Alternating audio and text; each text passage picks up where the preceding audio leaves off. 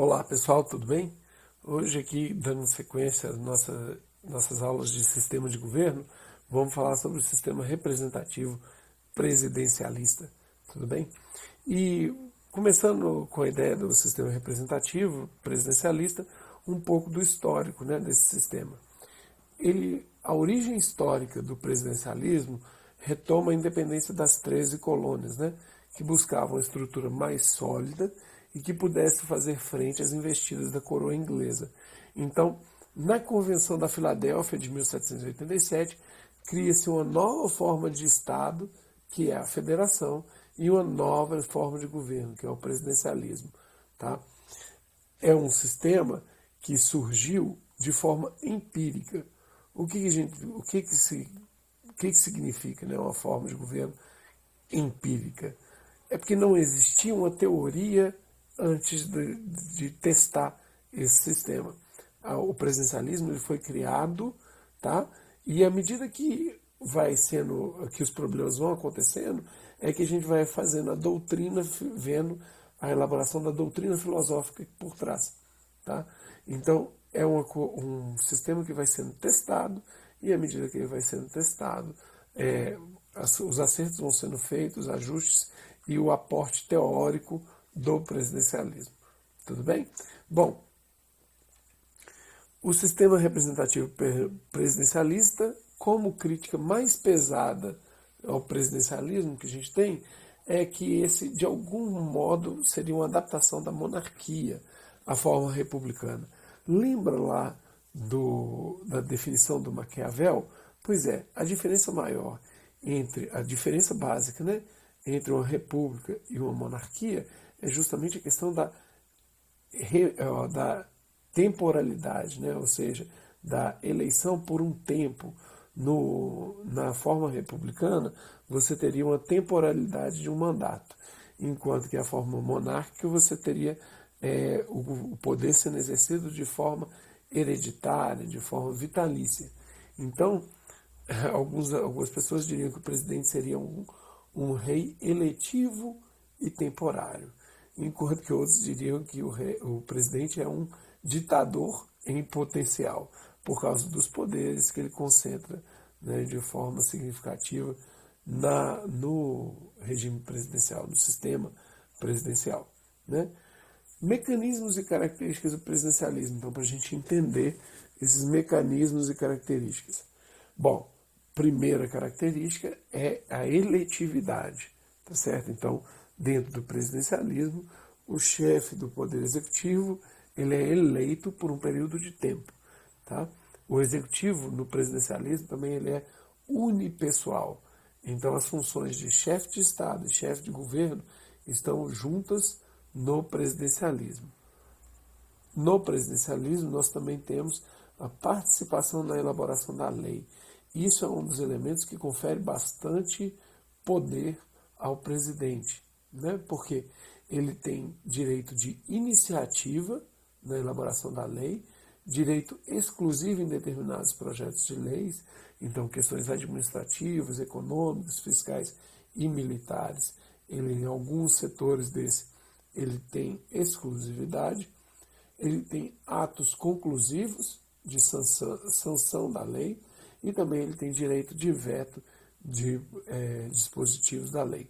Então, isso dá ao presidente um grande poder, tá certo? E é por isso que a gente viu, né, alguns autores vão dizer que o presidente ele é um ditador em potencial.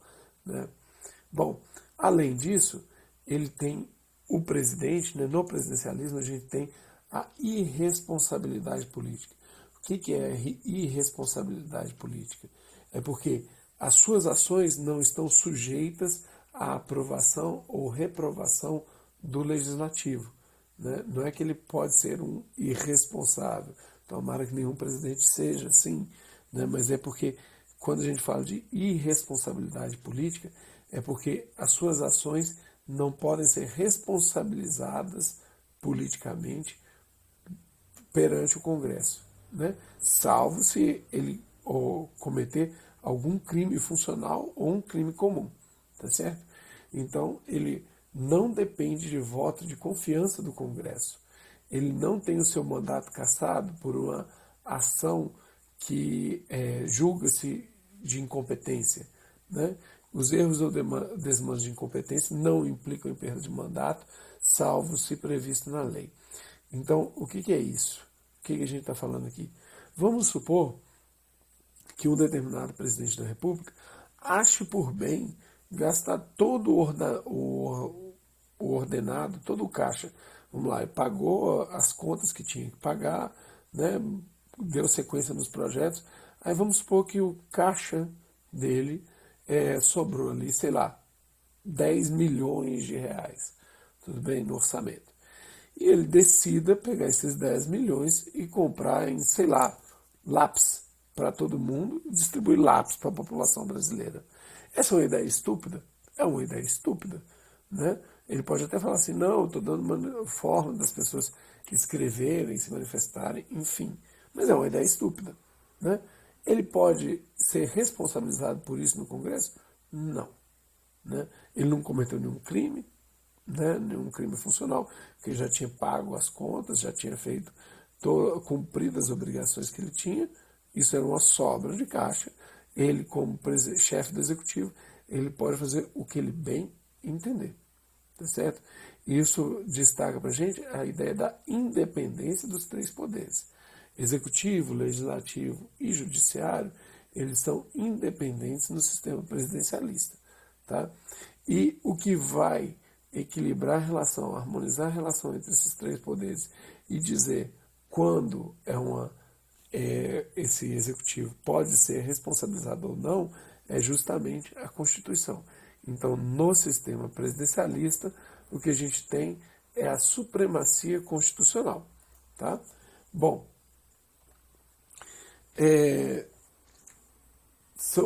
os ministros de Estado no presidencialismo, eles se inserem na ordem do direito administrativo. Eles são responsáveis solidários por questões e dificuldades promovidas por seus técnicos e secretários. Ou seja, um técnico do Ministério da Educação, né, que cometa um erro, o ministro da Educação responde de forma solidária. Tá? Os ministros de Estado também possuem responsabilidade criminal, mas não política, uma vez que a ação do ministro é normalmente encerrada pelo presidente. Então, o presidente não tem a prerrogativa de irresponsabilidade política. Uma ação que o ministro, por exemplo, para a gente ficar no mesmo coisa, uma ação que o ministro da Educação faz, ela é normalmente encerrada pelo presidente, ou seja, ele manda enfim, o ministro da Educação manda uma proposta e é o presidente que fala assim, beleza, faz, beleza, não faz. Então, o ministro, ele tem responsabilidade criminal. Se ele cometeu algum crime, ele responde. Agora, a responsabilidade política, normalmente não, porque ela está a cargo do presidente, né, o encerramento da ação. Então, por isso, né, a gente tem os ministros de forma solidária, eles têm também uma certa irresponsabilidade política no processo. Bom, modalidades do sistema presidencial. Aqui, né, queria chamar a atenção de vocês. Essas modalidades, para olhar essas modalidades, vocês vão buscar entender qual é o relacionamento do executivo com o legislativo. Quanto mais independente, né, mais próximo de um presidencialismo puro. Tá? Agora, quanto mais misturados executivo e legislativo, aí a gente vai ter as formas variadas de presidencialismo. Tá? Então, para pensar essas modalidades do sistema presidencialista, a gente tem que olhar as relações entre o executivo e o legislativo. Tudo bem? Bom, quais são essas modalidades? Primeira, presidencialismo puro, onde eu tenho uma divisão radical dos poderes. Então, legislativo legisla, presidencialismo, o presidente executa, o executivo executa, né? E aí um não fica dando pitaco no papel, na função do outro. Tudo bem? Presidencialismo atenuado. Eu tenho comparecimento de ministros perante câmaras, né? Ou seja, Senado, Congresso Federal, tá? Mas o não comparecimento não implica em complicações. Ou seja, se o Congresso, né, ele pode falar, ó, ministro, vem cá e tal, vem esclarecer a respeito dessa política que você está promovendo. O ministro, por educação, pode ir lá, mas se ele não for, não tem problema nenhum. Tá? Bom, eu tenho o presidencialismo temperado, né, com a fiscalização efetiva do legislativo sobre o executivo. Então, o legislativo pode intimar, pode obrigar que os ministros compareçam para prestar esclarecimento, né, no legislativo. E eu tenho também o presidencialismo eclético, tá? Onde eu tenho a livre nomeação de ministros dependentes da confiança do Congresso. Nessa forma de presidencialismo, no presidencialismo eclético, o que a gente tem? A gente está a um passo do parlamentarismo, porque a livre nomeação de ministros, que é uma prerrogativa do executivo no sistema presidencialismo, ela não é tão livre assim. Na forma do presidencialismo eclético, como vocês estão vendo aqui embaixo, né, o executivo nomeia o ministro, mas essa nomeação fica limitada à confiança, à aprovação do Congresso, tá certo? Então isso daí já é quase uma forma parlamentarista, tá? Bom, não confunda esse presidencialismo eclético aqui com a indicação que nós temos, por exemplo, de ministros do Supremo no Brasil. O Brasil não é um presidencialismo eclético, tá? Porque a indicação que a gente tem para ministros do Supremo é assim, o presidente indica e o Congresso ratifica ou não a indicação do ministro, né? Mas isso dali é muito mais mostrando um equilíbrio entre os três poderes, porque para um ministro do Judiciário tomar posse, né, ele precisa de passar pelo aval dos dois outros poderes. Então é uma questão de relação harmônica dos três poderes. Não é o ministro de Estado, como, por exemplo, o ministro da Educação, o ministro da Saúde, etc. No presidencialismo eclético, um nome que está em voga, né, o do Mandetta da Saúde, é como se o presidente Jair Bolsonaro, quando ele fosse nomear o ministro Mandetta, ele tivesse que encaminhar esse nome para o Congresso e o Congresso ratificaria ou não a escolha. Tá? Bom, e por fim, né, no sistema presidencialista, nós temos o impeachment, ou impedimento, né, do executivo. O impeachment ele é aplicável a casos de responsabilidade criminal e crimes funcionais. Tá? Então, é um processo repressivo, porque lembra, no presidencialismo, o chefe do executivo ele goza da prerrogativa de irresponsabilidade política. Né? Mas caso ele cometa um crime comum, ou caso ele cometa algum crime funcional já previsto em lei, então ele pode passar por um processo repressivo, né, para poder eventualmente perder o seu mandato. Tá? O processo de impeachment, ele tem qual que é o trâmite, né, do processo de impeachment. No processo de impeachment é o seguinte, a acusação ela é apresentada na Câmara dos Deputados, tá? Ou na Câmara Baixa, se a gente preferir isso. Então, o processo ele é apresentado, a acusação ela é apresentada na Câmara e essa acusação ela pode ser aceita ou não. Se ela não for aceita, encerrou o processo de impeachment ali. Tá? Agora, caso ela seja aceita, o que vai acontecer daí em diante? Depende do que é. Se for um crime comum, quem vai julgar é o STF. Então, essa acusação de crime comum vai para o Supremo e o Supremo julga o crime comum. Tá? Agora, se for um crime funcional, quem julga é o Senado.